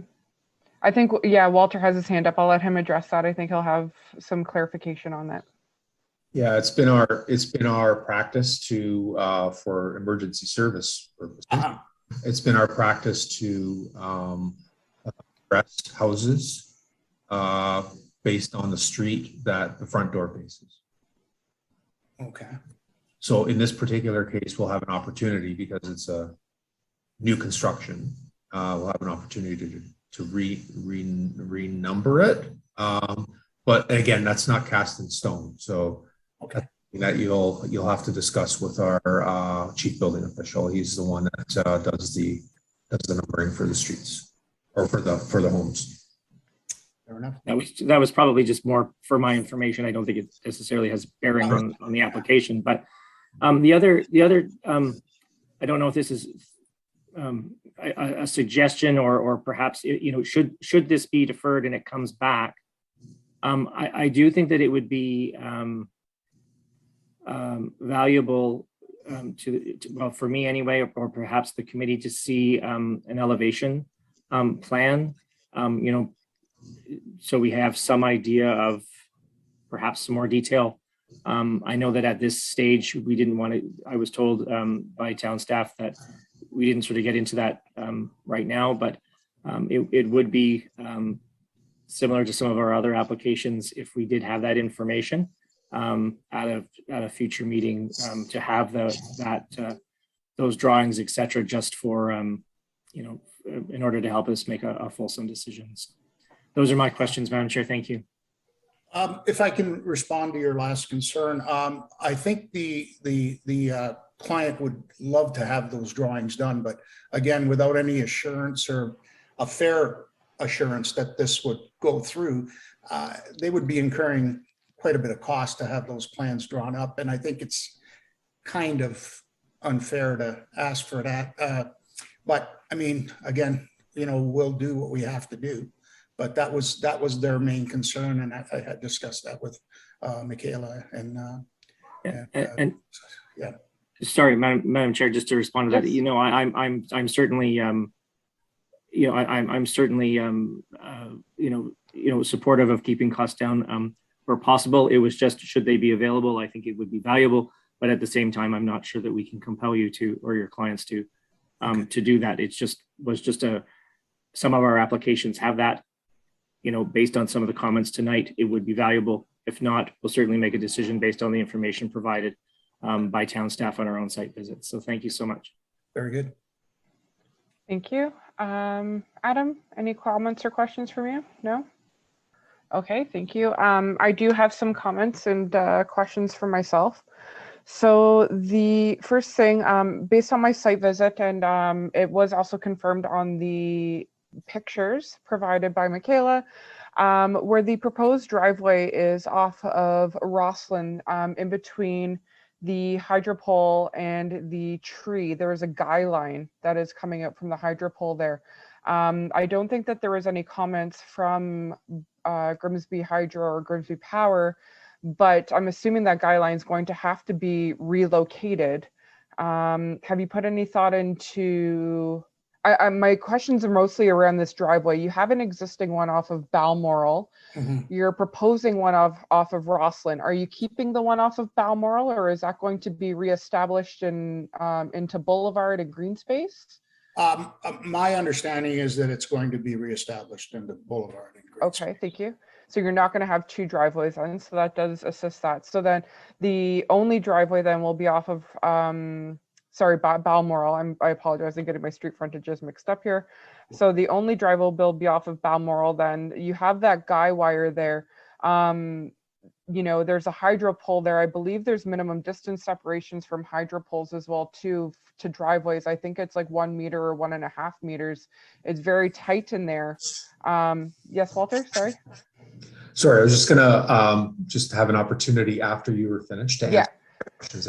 Yeah, so I'm just, I see where planning staff's concerns are with respects to the location of the driveway, in relation to the corners, sight lines, visibility, that tree, understanding that trees and their trunks aren't the fulsome understanding of where a tree is. Their canopies also delineate possibly where their root structures are. So you're looking at not just above ground, but underground. So I'm understanding that having a arborist come in and look at that, but also having Capital Works look at the driveway location. Those are my two biggest concerns with that aspect. I was also concerned about that interior side yard reduction. But understanding that based on, again, planning staff's comments, there was no concerns with respects to drainage, and there's going to be a full drainage plan required as part of the building permit process as well too. I know that that will be taken care of and checks and balances will be done. I'm just checking off all my stuff to make sure that I've asked my questions. You did note that there was a written letter of correspondence sent in from Pauline Ford and Gail at 1 Balmoral. I think we did just touch upon their correspondence. Bruno, did you have anything in response to their email correspondence with respects to the tree or anything else that you wanted to address? No, I think, again, with respect to the tree, we have to be aware that there will not be an extensive excavation there where the driveway is done. The excavation, of course, of any great measure will be done on the foundation for the house itself, but it will stop far, far away from the actual root lines of the trees. I mean, again, I don't know how far the trees roots have grown, but it will be a shallow dig of about probably 18 inches to lay a bed of stone and do a driveway down the road once the land is settled. So I don't know if there would be a lot of disruption at all to the roots of that tree. So that's the only other comment I'd like to make. Okay, and then to Walter, if you wanted to address something I'd said earlier in my comments. Yes, just to expand on your comment regarding the hydro pole. Yes, there will be. That's one of the other criteria that our Public Works Department will be looking into to determine whether or not a driveway in this particular location is appropriate.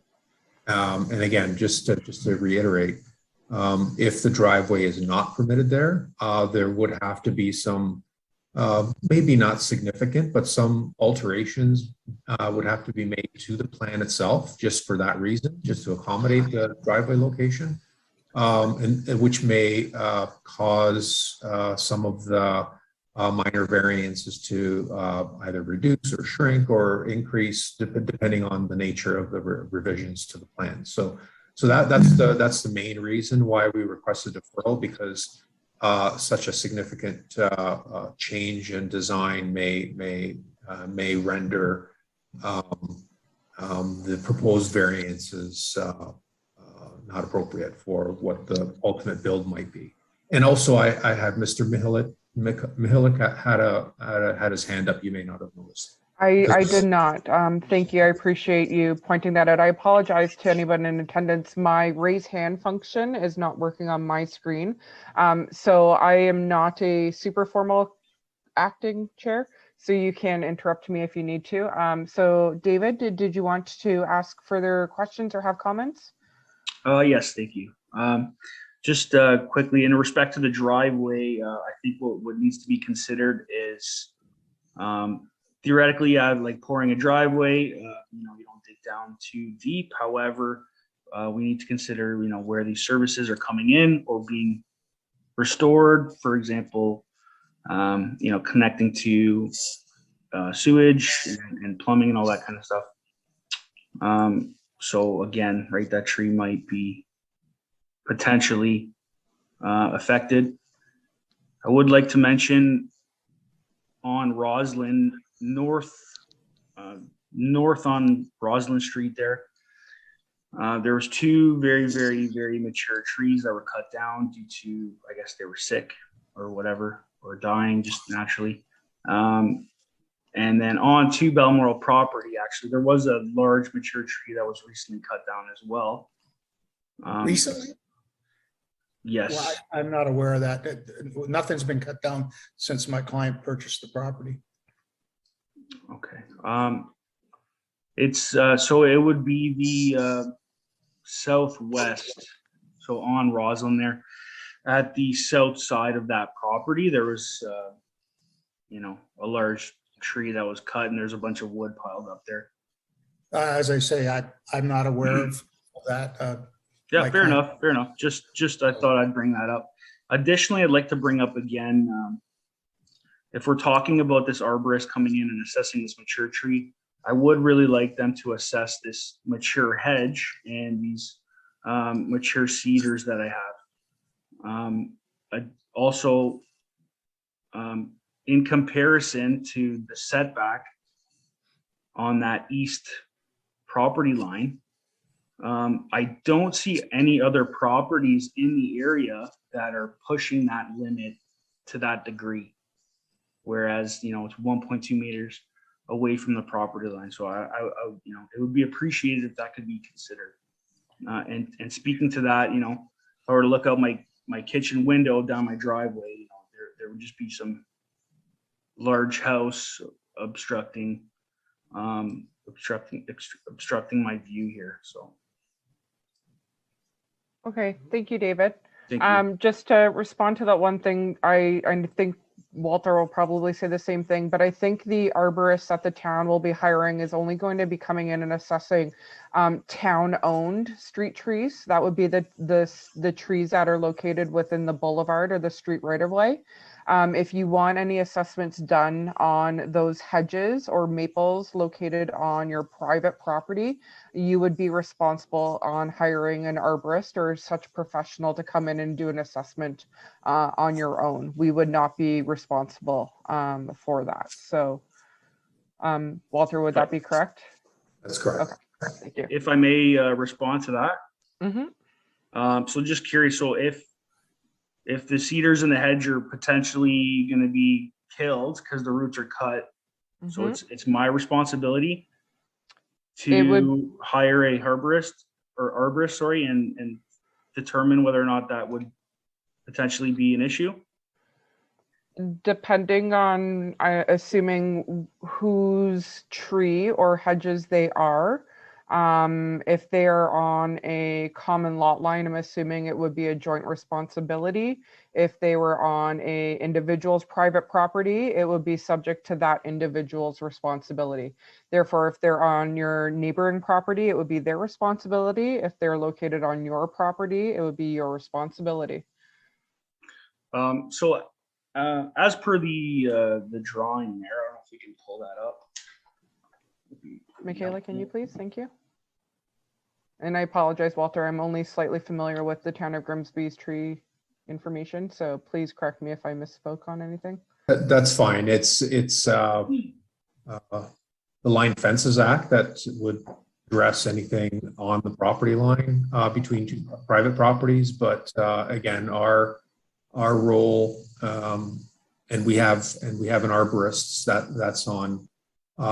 that's essentially on call to assess all street trees that we have in town. So we've asked specifically to have the arborist look at this particular tree just because of, and to determine its health and what protection zone would be required around it to maintain its health if it's in good shape. In order because of this application. So that's specifically why we're doing it. Okay, so David, you wanted this plan pulled up to look at a specific location? Yes, for sure. So just to see here, like, would this be the property peg, I guess, in the top left corner? Like, from this drawing here, can we determine that the hedges are mine and the cedars and whatnot? Based on my professional knowledge, it looks as though the hedge kind of meanders between the two properties slightly along the property line. It looks like it falls where it says IB, and there's a bold square at the top left-hand property corner. And then it's a straight line where it says PL and set, I think. I have it open here. I can look quite closer. Yeah, P1 and set. So that's your property line. And then along there, and then it says new board fence along there, and hedge kind of goes back and forth. So it's hard to determine based on this. Most of the time, tree locations, hedge locations is based on where the trunk or the structure of the tree or the root system is located, not necessarily where the center line. The center line. There you go. Of where it is, not necessarily where the branches are located. So it's hard to really tell just based on a conceptual site plan survey. It may be helpful if Bruno could tell us, or Mr. Roberto can tell us if the plan is based on survey evidence that was prepared by your client.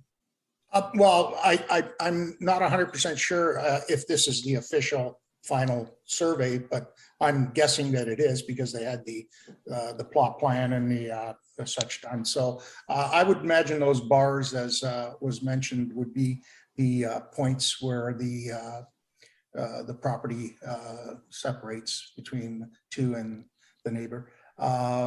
Again, until we have a close look at the hedge. Now, the other thing is if these hedges are in any way damaged during construction of this home, obviously the homeowner would rectify the situation. And, it's like if you destroy a tree while you're building or crack a foundation while you're building your foundation, but there shouldn't be any issues with that with respect to, commonly built, foundations and stuff. There's a certain amount of space that is required, and that's all done by professional excavators. So I'm sure that there would be no problem whatsoever to replace hedges should the new builder, the new homeowner, somehow damage those hedges, and should they die. So other than that, I mean, we can sort of guess that something might happen, or until we get to that point. I mean, I built quite a few homes and been involved, and I have never had any problems with that. Even a minimum backyard setback. I mean, you're going to have a strong enough dig there that where your wall will be supported, and I don't think you'll get anywhere, especially with bush hedges. I don't think the roots will be that deep. But again, should there be some concern or some damage done, well, obviously they would work to rectify that. I feel like, just to play on the side of caution, that working with the 3-meter setback would be appropriate, because to be honest, I really don't want to, I don't want to get off on the wrong foot here, but I definitely don't want to have to deal with repairing or somehow replacing mature cedars or mature hedges, and just plain old privacy. Like, with the house being that close, like, it's not desirable for me, and it's not enjoyable to have to hear somebody coughing or passing gas next door because it's so close. So yeah. Well, as I say, Can I the just house- interrupt, please? I just want to limit the back and forth, between the neighbors and the applicants at this point in time. All comments also should be directed also through the chair. If there are any further questions or commentary, I don't want to limit the questions between the direction between the people. But let's keep this relative to like the application related manners. Serious so- concerns. Yeah. Okay. Yeah. Okay. Fair enough. I'm good. Okay, so in summary, David, your concerns are specific to the interior side yard setback and that driveway, the tree, privacy concerns, shadowing that interior side yard, and that hedge in between. I believe we've addressed most of your concerns as much as we can, at least this evening. Bruno, you have the staff comments and report before you at this point in time. Do you have any further comments from the committee, or sorry, from planning staff? Me? No, Yes. I'm good. I'm good. Yeah. Okay. everything- Back to the committee then. Committee, do you have any further questions of the applicant, of the neighbor, or of planning staff? Okay. Now it is planning staff's recommendation at this point in time to defer. I'm in my opinion, at least, I'm in agreement, just with the unknown of that driveway, that tree.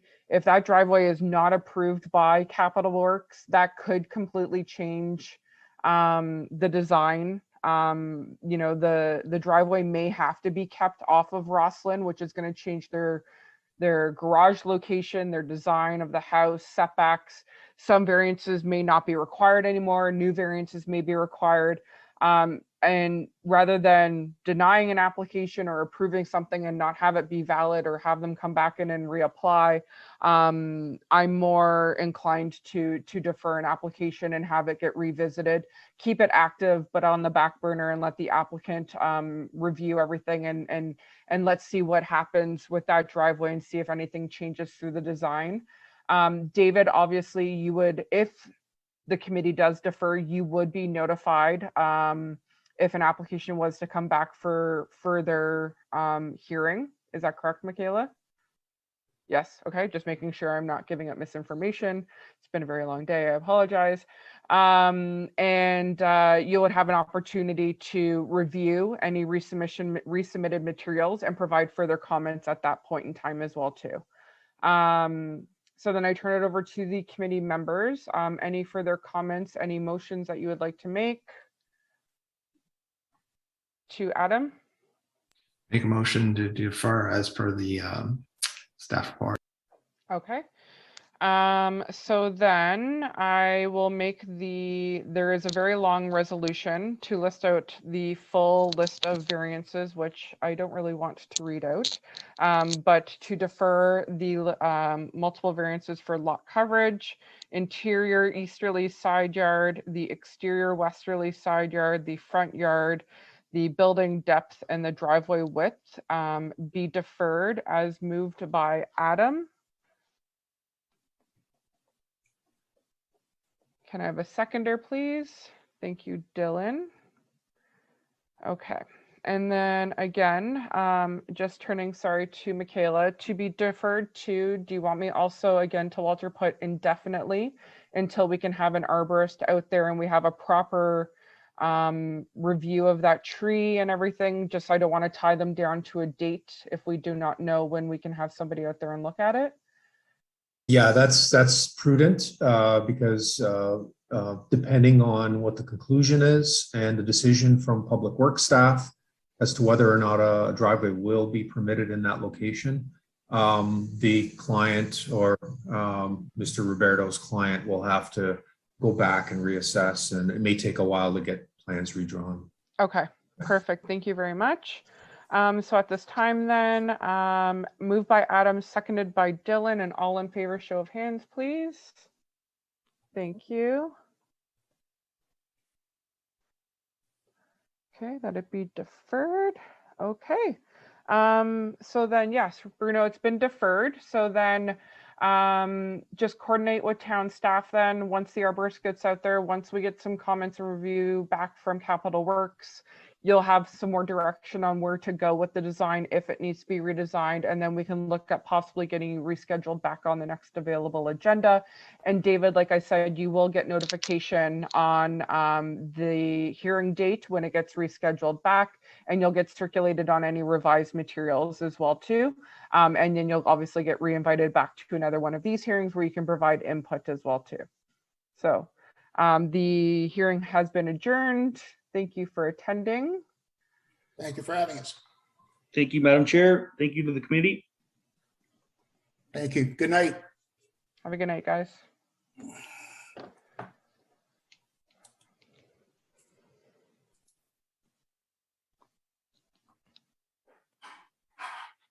And that is it. Did you want to bring Herb back in quickly if he's still hanging around in the waiting room? Is he? Is. Oh, he is. I don't know if he's actually there, but Oh, he is still there. Hi, Herb. Hi, Herb. All right. So yeah, as just other business then, did we want to maybe we can put together a little something then for the next meeting as a notice for the meeting after, similar to what Adam did for today, about putting in some type of fee structure then for, or refund for us? A notice of motion you're on? Oh, snow days. Crazy. Sorry, I saw Herb throw his hand up and then I saw Dylan throw his hand up Right. physically. So Herb, go ahead. Yes, Madam Chair, for you, and I think Walter might be able to elaborate on this a little bit more.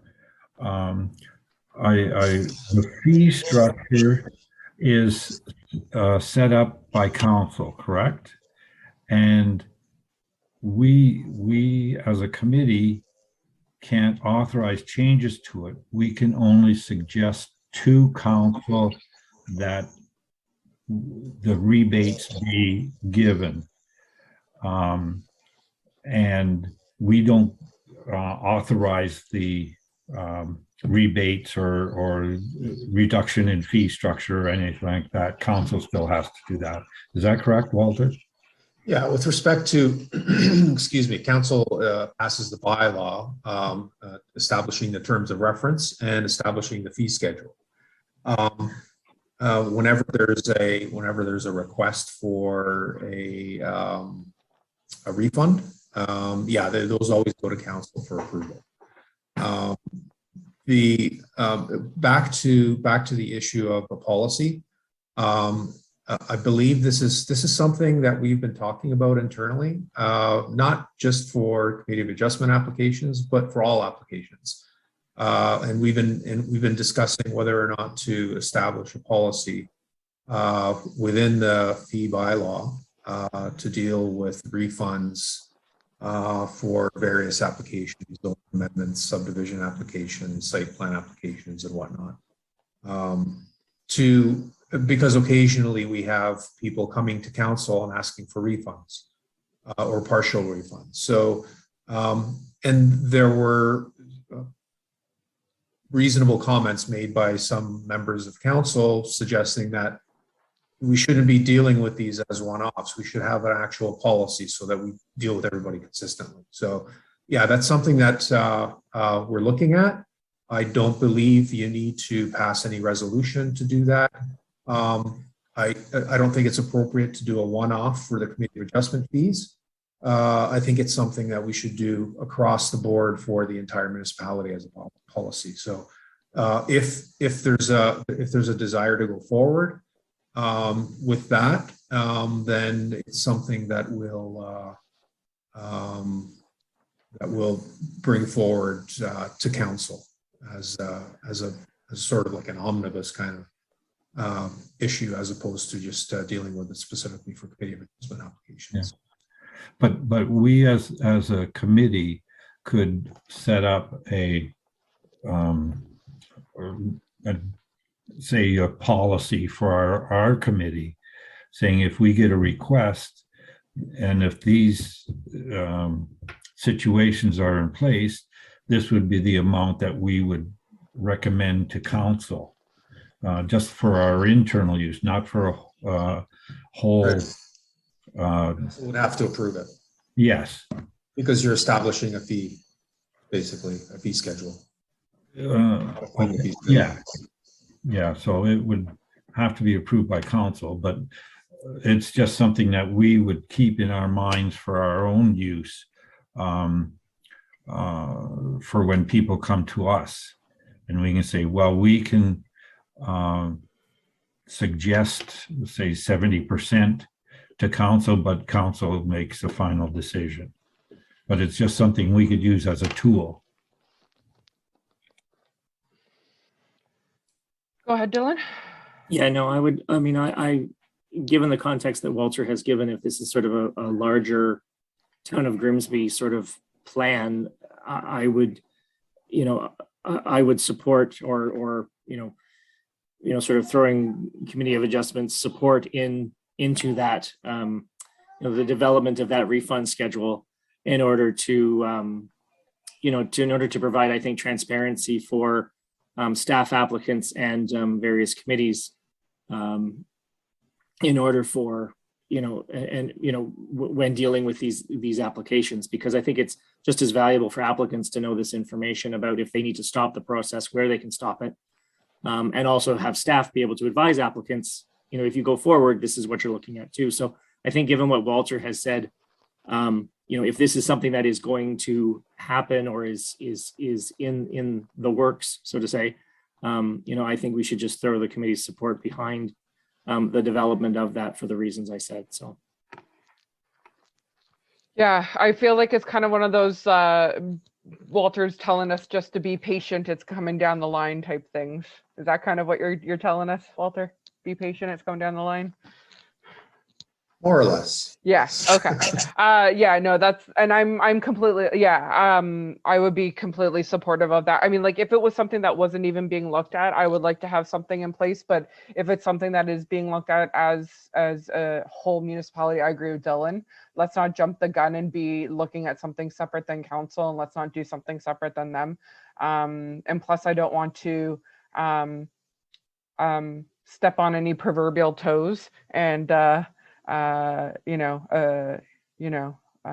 jump lines for anything like that. So let's just keep in line with what council's doing. Let's throw our hat in the ring and support what they're doing, and keep an ear to what they're doing, and maybe put our comments or 2 cents worth in, and maybe ask if Michaela, if they are looking at doing something, ask if we can just be recirculated to provide comments on it for our purposes. Maybe that would be great. And sure. Maybe just leave it at that. So yeah. Okay. Does that satisfy us for that aspect, Herb? Yeah, I just didn't want to tie Mr. Swans to that aspect for his decision. So okay. Anything else? Any other business? Any other business? Perfect. Shaking heads. Thanks, guys, for bearing with me. Thank you, Madam Chair, for a great job. Oh, Yeah, well done. Thank you. I thought you did a fantastic job. Thanks, guys. Anytime. Meeting adjourned. Happy New Year, guys. Stay safe in the winter. See you guys next month. Question. Oh, Herb. When is there any thoughts of in-person meetings has anything been happening with the town with in-person meetings? Not that I'm aware of yet. No, Okay. unless Walter, you know anything more. Yeah, things have been going the opposite way recently. So, until the Omicron variant emergency kind of dies down, and you see restaurants starting to open again, you probably won't see anything happening at the town. Yeah, I know the province has been talking a lot about it.